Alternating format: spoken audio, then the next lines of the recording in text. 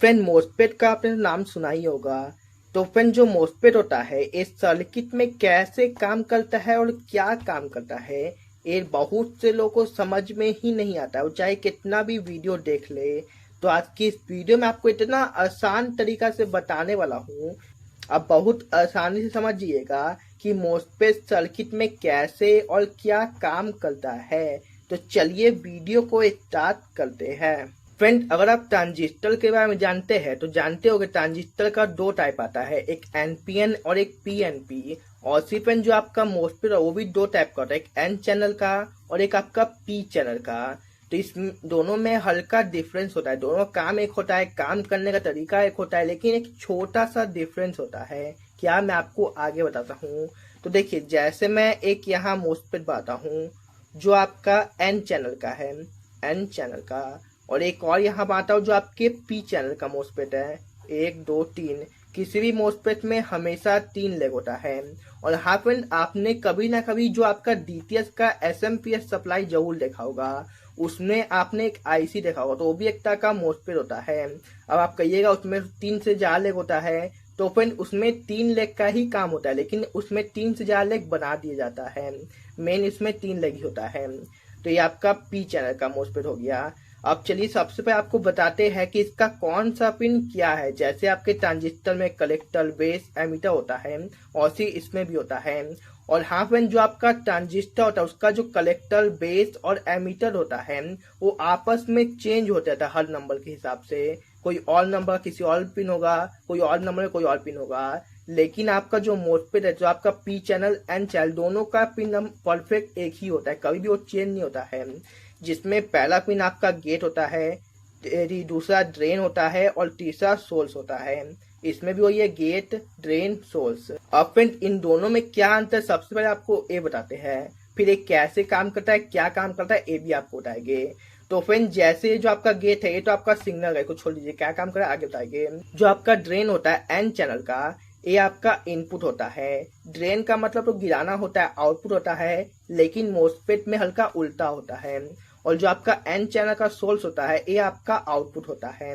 वही आपका P channel का मोस्फेट, ड्रेन आपका आउटपुट हो गया और सोर्स आपका इनपुट हो गया। सोर्स मतलब क्या, लेना। इसमें यही होता है दोनों में अंतर। इसके अलावा इन दोनों में कोई भी अंतर नहीं होता है। अब चलिए बताते हैं मोस्फेट काम क्या करता है। तो फ्रेंड मोस्फेट दो काम करता है, जो आपका ट्रांजिस्टर काम करता है वही आपका ए भी काम करता है। स्विचिंग करना और एम्पलीफिकेशन करना, ये दोनों क्या होता है आगे बताते हैं। उससे पहले एक चीज बता दें कि आपके ट्रांजिस्टर और मोस्फेट में अंतर क्या है। तो फ्रेंड सिर्फ आपका पावर का अंतर है, जो आपका ट्रांजिस्टर कम एम्पियर होता है, मोस्फेट ज्यादा एम्पियर होता है। इसके अलावा कोई भी अंतर नहीं होता है। अब सबसे पहले एम्पलीफिकेशन समझते हैं। एम्पलीफिकेशन क्या होता है, जैसे फ्रेंड आपका सिग्नल लो है उसको आपको हाई करना है। जैसे आप एम्पलीफायर में देखते हैं, आप उसमें ब्लूटूथ से लो सिग्नल देते हैं, लेकिन आपको एम्पलीफाई करके बड़े स्पीकर में वो सिग्नल देता है। तो उस जगह ट्रांजिस्टर, मोस्फेट, आईसी यही सब आपका काम करता है। सबका काम यही होता है, एम्पलीफिकेशन करना और स्विचिंग करना। तो यही आपका करता है एम्पलीफिकेशन में। अब स्विचिंग का क्या मतलब है, तो फ्रेंड जैसे आपको एसी वोल्ट, डीसी वोल्ट को एसी में कन्वर्ट करना है, तो आपको क्या करना है, उस एसी वोल्ट में फ्रिक्वेंसी लाना है। उसके लिए फ्रेंड आपको जो एसी वोल्ट का एक तार है उसको एक सेकंड में 50 बार आपको टच अनटच करना है, जो हाथ से या किसी भी चीज से करना पॉसिबल नहीं है। तो आपका ट्रांजिस्टर क्या करता है, आपको एक तरह का स्विच का काम करता है। जैसे आपका स्विच है, इसको एक सेकंड में 50 बार अनटच टच करता है, मतलब एक दूसरे में ऐसे से करता है, जिससे आपकी डीसी वोल्ट में फ्रिक्वेंसी आता है, आपका जो डीसी वोल्ट है एसी में कन्वर्ट हो जाता है। ये कैसे करता है ये भी आपको बताएंगे। तो यही दोनों ट्रांजिस्टर और मोस्फेट सबका काम होता है। अब एक काम कैसे करता है ये समझिए। तो फ्रेंड एक सिंपल सा एग्जांपल जो हर कोई बता रहा है उससे मैं आपको बताता हूँ।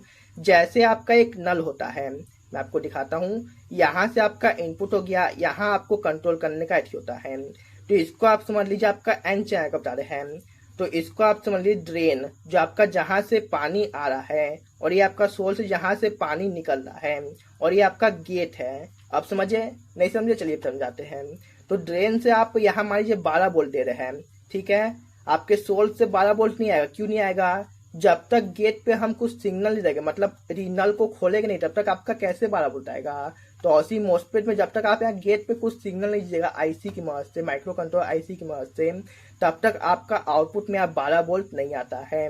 तो मोस्पेट कुछ इस तरह से ही काम करता है। एक आपका इनपुट, एक आउटपुट होता है और एक आपका सिग्नल होता है। ट्रांजिस्टर में भी यही होता है, एकदम बिल्कुल सेम टू सेम तरीका होता है। बस ट्रांजिस्टर क्या होता है, लो एम्पियर का है, ये हाई एम्पियर का है। अगर आप ट्रांजिस्टर के बारे में जानते हैं तो इसको समझना कुछ भी नहीं, दोनों का काम एक ही है, बस एम्पियर का अंतर होता है, लोड का। तो फिर आप समझ गए मोस्पेट कैसे काम करता है, क्या काम करता है। तो मोस्पेट का बस इतना ही काम होता है, इसके अलावा कुछ नहीं होता है। एम्पलीफिकेशन और स्विचिंग का काम करता है। तो अगर आपको ये समझ में आ गया है तो वीडियो को लाइक कर लीजिए। समझ में नहीं आया तो कमेंट कर सकते, मैं दोबारा वीडियो बनाऊंगा और आपको समझाने की कोशिश करूंगा। तो आज के लिए इतना ही। टेक केयर, बाय बाय, जय हिंद।